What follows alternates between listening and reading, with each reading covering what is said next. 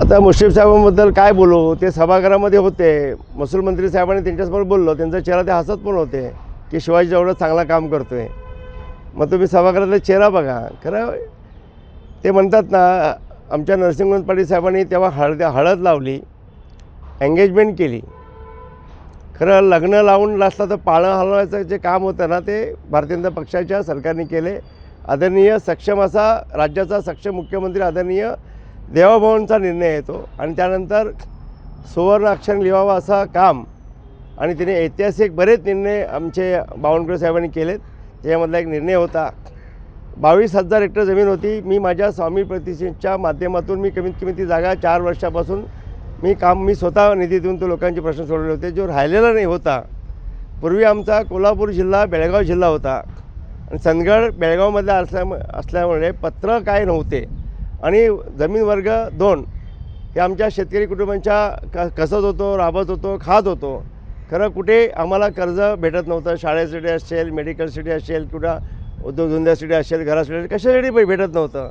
आणि आज त्यांना हक्काचं हमीपत्र देऊन सरकारने दोन्ही विधानसभेमध्ये माझा सत्कार केला आणि एवढा मोठा निर्णय भारतीय जनता पक्षच घेऊ शकते. आता 75 वर्ष 70 वर्ष आमचे काँग्रेसच्या काळात मी बघतो आहे, आमच्याकडे मुश्रीफ साहेबांनी मोठं बोलण्यापेक्षा त्यांनी काय करून दाखवणं त्यानं महत्त्व आहे.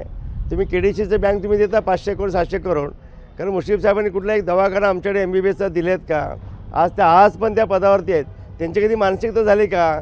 कधी कॉलेज बाबा द्यायचं, फक्त कागलपुरते मंत्री राहिलेत. बाकी त्यांनी महाराष्ट्राचा पण विचार करावा, त्यांच्याकडे खूप अपेक्षा आहेत. आणि मी एवढंच सांगतो की कोल्हापूरच्या जनतेने तर बोलत नाही का चंदगड विधानसभेमध्ये ह्या कुठल्याही मंत्री संत्र्याने आमचे काही कामं केले नाहीत. आमची खूप ती चीड आहे.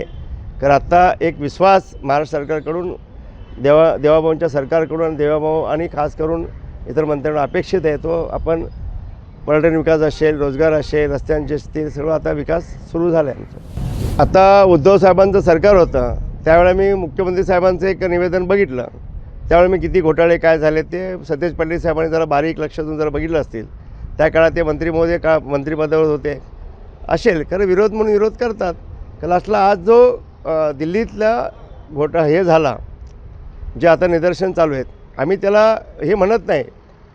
खरं ज्या वेळेला नीटच्या परीक्षा झाल्या, त्याच्या पेपर लिंक झाली, कुठले ती कारवाई झाली, आरोपी अरेस्ट झाले, CBIचं तातडीने CBI पथक बसवलं आणि तेवढ्या ताकदीने तेवढा निवडणूक आपल्या परीक्षा त्या आरोपीने अरेस्ट केल्यानंतर सगळे, आणि ते सगळे काँग्रेसचेच येते, मोठेगावकर वगैरे सगळे काँग्रेसचेच, लातूरचे होते, काँग्रेसचे नेते येते सर्व.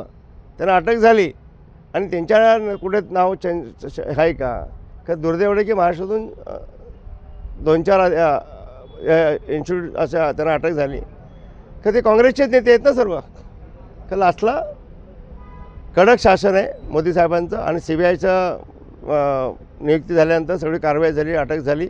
आता ते उगाच पक्षीय राजकारण करायला आहेत आणि तो वायचुंग म्हणतो तो त्यांनी कुठेतरी चांगल्या ह्याच्यावरती करावं. ह्याच्या अगोदर ज्या आपल्या देशामध्ये ज्या घटना घडलेत त्याच्यावर त्याने आवाज उठवावा. त्याला तरी बगलबच्च्यांना कर्ज प्रकरण मंजूर दिली, जोरात बोला ना, कर्ज प्रकरण मंजूर करून दिली होती असा आरोप होता. पण मग अध्यक्ष चेअरमनाने याची पाठराखण केली, कसं बघता येतं? गोकुळचे चेअरमनपद आदरणीय जिल्ह्याचे नेते आदरणीय मुश्रीफ साहेबांच्या हातामध्ये आहेत. ते चेअरमन आहेत. त्यांच्या काळामधून प्रत्येकांच्या भावना असतात की मुश्रीफ साहेबांनी आम्हाला कारखान्यासाठी लोन द्यावं, इतर गोष्टी लोन द्यावं, बँकांसाठी बाकीच्या त्यांच्यासाठी लोन द्यावं. आणि मी बघितल्यानंतर मी काही कारखाना 200 करोड, आता आपल्या गणेश कारखान्याचं लोन होतं पहिला 1 करोड रुपये होतं शिंदेसाहेब असतेवेळी, श्रीपादराव शिंदेसाहेब. आता तिथे 200 करोडच्या आसपास झालं. आजरा बँकेवरती 11 करोड होतं, आता 200 करोड क्रॉस होते. अशाच अनेक कारखाना 700 करोडमधला आहे राधानगरीमधला.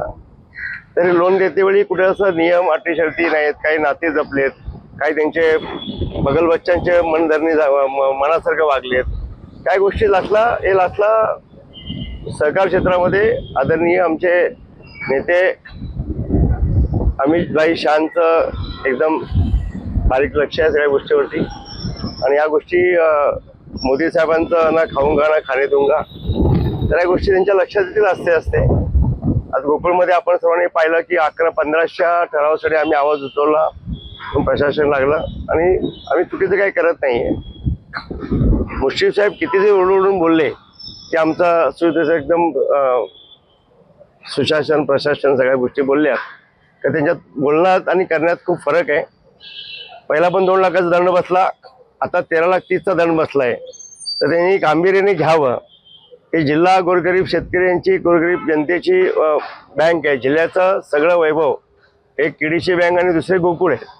आणि तुमच्या माहितीला सांगतो की ही जिल्हा बँकची जागा आमचे आदरणीय नेते विखे चव्हाण पाटील साहेबांच्या काळामध्ये त्यांनी जागा खरेदी केली होती.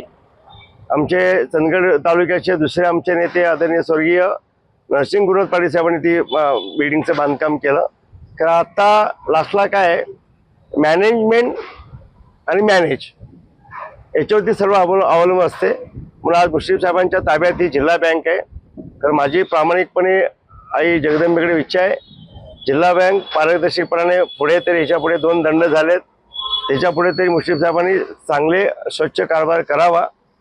नाहीतर याच्यामध्ये सुद्धा काही गोष्टी अजून बऱ्याच चुकीच्या आमच्या निदर्शनास येतात.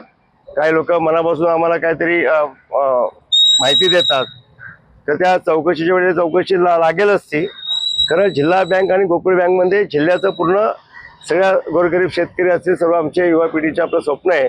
म्हणून ती चांगल्या पद्धतीने टिकावी, चांगली चालावी आणि लोकांना त्याचा लाभ व्हावा, जनतेचा लाभ व्हावा, एवढेच प्रामाणिक इच्छा आहे. शहरामधल्या जमिनीच्या